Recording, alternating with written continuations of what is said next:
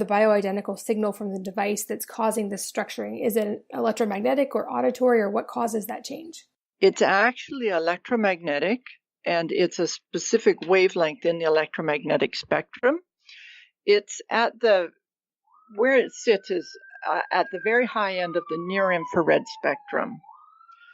And so that, if you think about infrared technologies like lasers or pulse EMF and so on, those technologies are typically 600 to 800 nanometers, maybe a little bit more. Our device is up above 1200 nanometers. And what we're doing will not go through the skin. It has to go through the water. So that's our delivery is through a humidified airstream. And so it is, in some senses, it's sort of this kind of indirectly near infrared technology, but it's outside of the range where most of us think of being infrared. Okay, that makes sense. So basically, the only way the body can intake it is it's entering through the lungs because it's in that humidified water? Yes, and so the way it gets in is through the mucous membrane. It has to touch the watery surfaces in the body. So when you inhale it through, the nose or into the lungs, then all of that is that connection to the water, which is essential for what we do. Okay, because I know I've gotten to try the device before and even have ordered one now to have in my home. And it's basically like a super simple device that I'm going to keep by my computer and just have it on. And it's not for a lot of time, right? There's different levels, but it's not a huge time commitment, especially because you can do it while you're doing something else. Exactly. And that's very common both in clinical settings or at home where people are, combining it with different things. So why do you think, I know there's so many different health approaches out there right now and different devices. Why do you think this is the way to go? Why do you think this is such an important technology?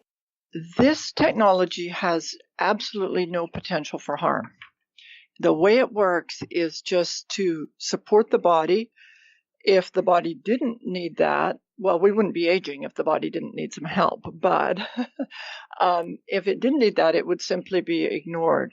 And the key here is that it's biophysics, not biochemistry. And so we're not adding a pharmaceutical or a supplement or something that could be too much for the body. We are just using a biophysical approach to support the body. And that is a really kind of a special technology that has so much potential for benefit without the potential for harm. That's so fascinating. Have you guys done any clinical work or clinical studies around this to kind of see what the data does? Yes, we've done research on the technology itself, which is part of that whole product process. And then on human beings and how they respond.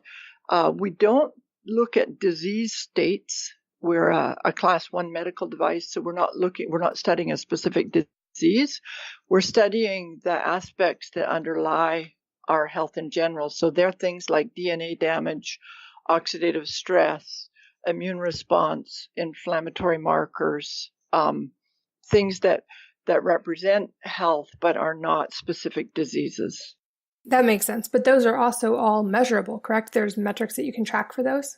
Yes, absolutely. And we have them done with double-blind, placebo-controlled university research looking at those differences. So it has to be very verifiable.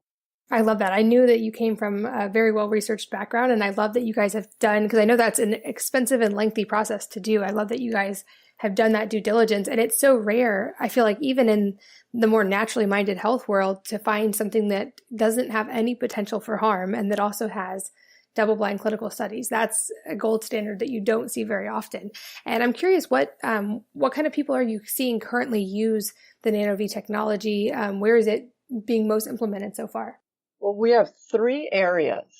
The first one, and the one that was most used when we first released the product, was for chronic illness. All chronic illness is related to oxidative damage.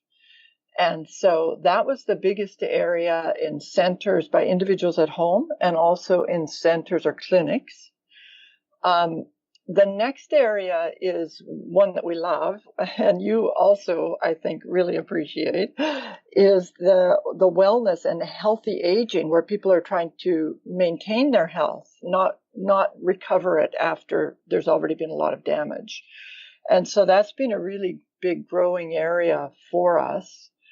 And also the one that's growing quickly right now is sports and performance, and really the whole spectrum from weekend warriors to high-end professional athletes using the device to recover faster, maintain their health, because athletes, especially endurance athletes, there's a lot of oxidative damage. So they want to make sure that they're repairing it and staying as healthy as they can. So those are the three big areas for us. We see it combined in wellness centers. It really combines well with hyperbarics or cryotherapy. It's used in performance centers, sometimes in conjunction with other recovery devices. It's used in weight loss centers or in the workplace for companies that are trying to maintain the health of their employees.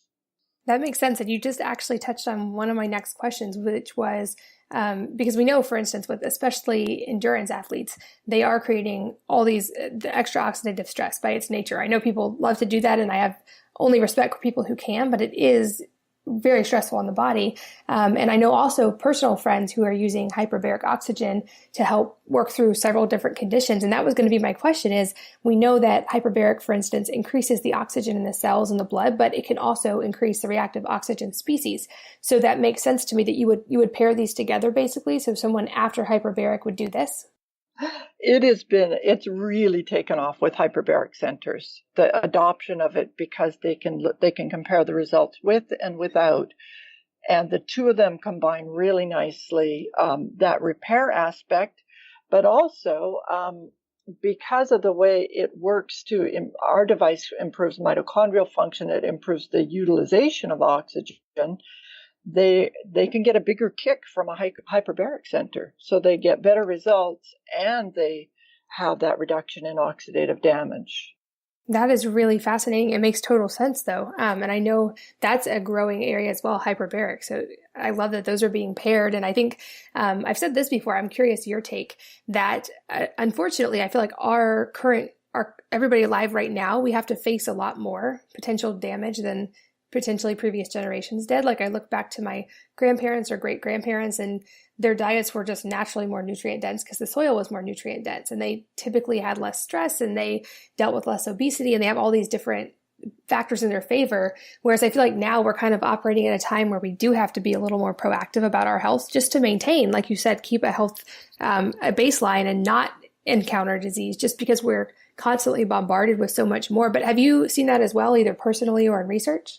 I absolutely agree with that. I guess starting with personally, it's just very clear that to me that that's the case. And it's fine to say, oh, eat really good food, but it's another matter to find the soils and all of that, that produces that food that's actually as nutrient dense as it was 100 years ago.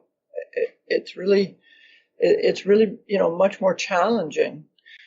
And then scientifically, I think I'd have to say that that's not really my area to kind of look into it, but I think there's huge evidence of it, including our national agencies. So to me, that seems rather indisputable.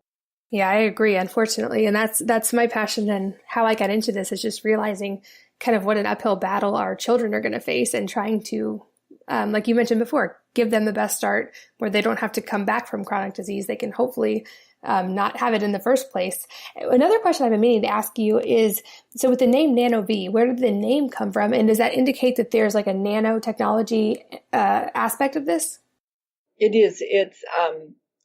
It is a made up name, but the nano aspect of it, yeah, this is happening. It's biophysics is happening at a very, very, very small scale.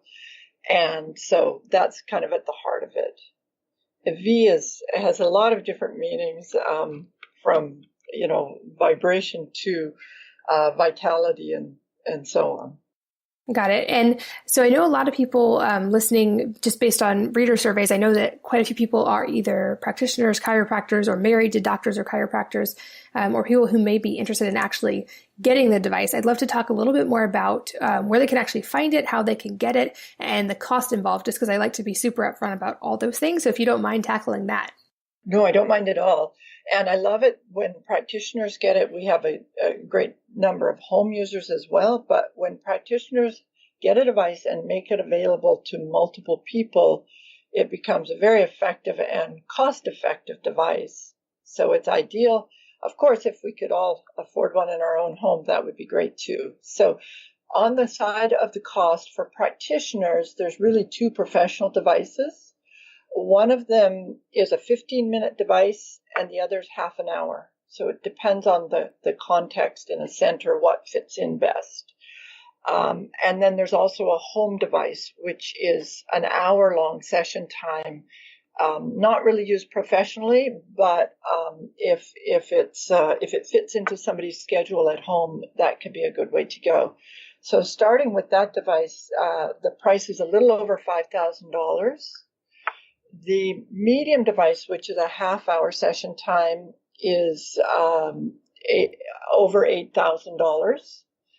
And the high-end device, which is a 15-minute session time, is a little more than $13,000, closer to $14,000.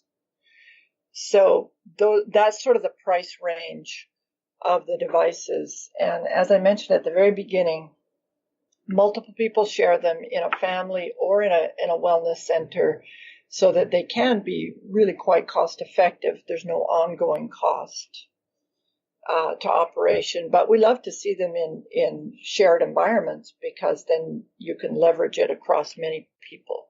For sure. I mean, as you're saying that, I'm thinking like massage places that'd be awesome to have while you're getting a massage, or co-working spaces. There's so many ways where they could be shared. Even if the cost is prohibitive for one person, they could be kind of shared amongst a group and a lot of people could benefit. Yeah. And you're kind of hitting on something that I have a personal interest in, which is community health. You know, that we kind of do things together and help advance the whole community. I am going to come back to that in just a second because that's a huge passion point for me as well. Can you also just explain really quickly why they have different amounts of time?